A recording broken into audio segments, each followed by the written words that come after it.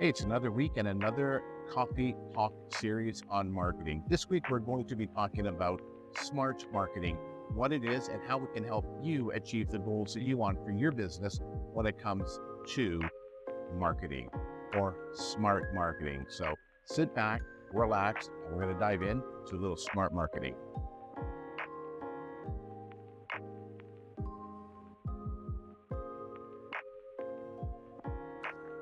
All right, so before we can jump into it, we need to understand what is smart marketing. Well, it's an acronym that stands for specific, measurable, achievable, relevant, and timeline or time sensitive. So what does that mean? Well, let's break them down one at a time. Specific. What do you need to be specific for in your marketing? Well, it's quite simple. You want your marketing to be as specific as possible so that the people who are reading it, whether it's an ad, whether it is a sign, whether it's a bumper sticker, they know exactly what it is that you are trying to promote and what you're trying to do. It's not confusing. There's an old saying, if you confuse, you lose. So we do not want to confuse our customers with some mumbo jumbo of what our marketing special is this week. Just be very specific of what it is that you're trying to offer and what it is that you're trying to promote. It's simple. If we think of large brands, if we think of McDonald's, I love to use the example of McDonald's and the Shamrock Shake. It comes out March 17th on St. Patty's Day. And what does it do? It promotes the Shamrock Shake, a green milkshake.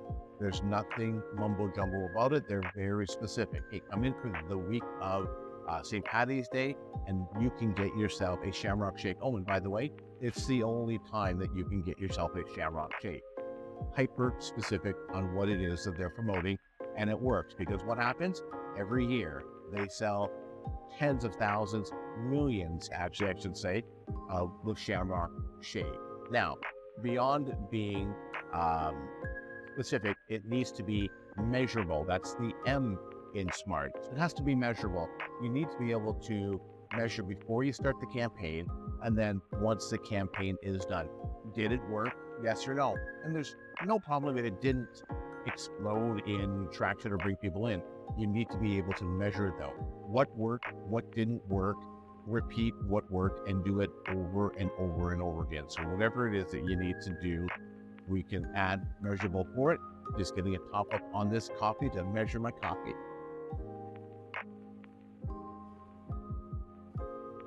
Perfect. Yeah. So you need to track progress. We need to see, is it working? If it's not working, we have to pivot, we have to change, we have to adapt. And if it is working, you have to double down. So M, measurable, be measurable. Hey, all right, so the A is achievable. It's nice to think about doing moonshots and try to aim for that moonshot, but just make sure that what you're aiming for is achievable and that it's not going to hurt your brand. It's not going to bring bad, customer relations. It's not going to get bad reviews. So it has to be something that is achievable with what you're offering. If it is a 2-for-1 sale, well, here's a great example. I walked to a coffee shop the other day with my wife. She wanted to have a specific fancy coffee that was a pumpkin latte, the big flavor. However, they're changing over this weekend to their Christmas lineup. So they're still promoting the pumpkin lattes with an oat milk on it, except for they're all out of oat milk. Why are they out of oat milk? Well, because there's no oat milk in some of their Christmas drinks, so they didn't order the oat milk, but they're promoting the pumpkin latte with oat milk. So was it achievable? Yes, it was, but they kept promoting it while they were out of oat milk. What happened was we didn't order anything, and we decided to go to another location. So if you're offering something, just make sure it's something that's achievable that you can deliver to your customers. And then also, if it's a goal that you're trying to hit, make sure it's something that it's achievable that you can get. Again, having moonshots is great, but if you have a moonshot and you fall very short of it, it could be discouraging. So just make sure whatever you do, you put it you make it achievable. The R, relevant. Is this relevant to my business? Is it in line with what my brand is espousing? Is it relevant to what our business goals are? Again, using the Shamrock Shake is very relevant because it's at St. Patty's Day. They've been doing it for years, and it's hyper relevant because it's what they offer for that time only. Very relevant. It does not go outside what their core brand values are. It does not go outside what they're trying to offer their clients.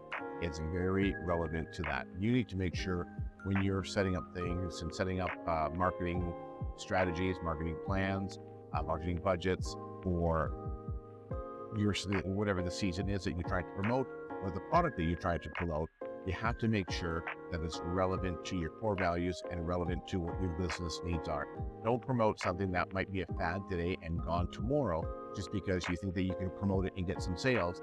If it doesn't work within your business constraints, think of something else that you can promote. Think of something else that you can do. We're coming up to winter season here in Canada, so you know it's going to be big. Two things that are big. One is the furnace repair, and another one is changing your tires over to your winter tires. Now, the HVAC repair guys who generally do the furnace repair, and they'll also do air conditioning repair, well, it's very relevant for them to promote the furnace repair because that's the timeline that we're in. It's very relevant for the tire change place to promote getting your winter tires put on because it's very relevant for this time. Now, a furnace company promoting furnace repair in the summer, not very relevant. A tire company promoting winter tires in the summer, not very relevant because it's not with what people are looking for the moment. So you want to make sure you want to stay relevant to the cause, relevant to what your brand is promoting at that given time. And then lastly, the key is time sensitive or timeline. You want to have a timeline on this because it has to be measurable. You have to look at it and say, okay, we're running this promotion from October 1st to October 31st. Let's measure up to September 30th. Where are we? Whether it's online or social or sales at the cash register. And then let's measure November 1st after we just went through our big promotion in October and find out how many sales did I get?